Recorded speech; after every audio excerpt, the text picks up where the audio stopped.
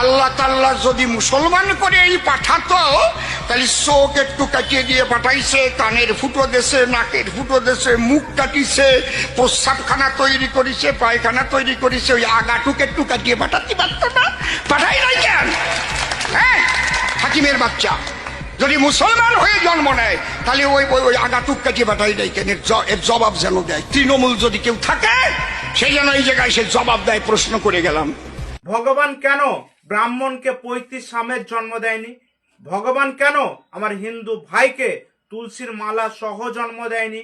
ভগবান কেন আপনাকে যে সমস্ত জায়গায় চাঁচেন সেই সমস্ত জায়গায় চুল বাদ দিয়ে আপনাকে জন্ম দেয়নি?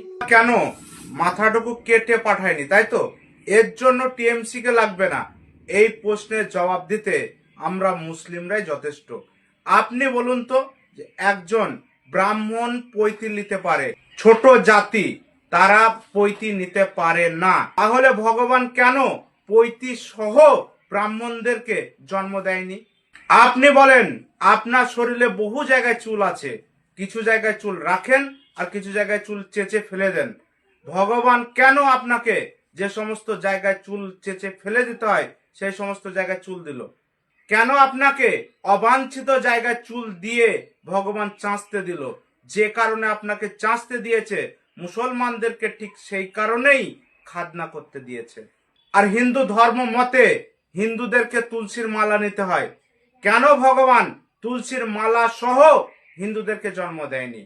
যে কারণে হিন্দুদেরকে তুলসীর মালা সহ জন্ম দেয়নি, ঠিক সেই কারণেই মুসলিমদেরকেও খাজনা সহ জন্ম দেয়নি। আর খাজনা করা বৈজ্ঞানিক লাভও অনেক, গুগলে আপনি সার্চ করে দেখে নিন। অযথা উল্টা পাল্টা প্রশ্ন করে হিন্দু মুসলিমের মধ্যে সৃষ্টি করার চেষ্টা করবেন না। আপনি আসলে মানুষের খাতার মধ্যেই পড়েন না। মনে রাখবেন, আপনি যদি থাপ্পড় তুলেন, আপনার ছায়াও কিন্তু থাপ্পড় তুলবে। অন্যের দিকে যদি একটা আঙুল তুলেন, আপনার নিজের দিকে কিন্তু 4টে আঙুল থাকবে। তাই অন্যের ধর্মকে ছোট করার আগে মনে রাখবেন, আপনি কিন্তু আপনার নিজের ধর্মকেই ঘুরে ফিরে ছোট করছেন।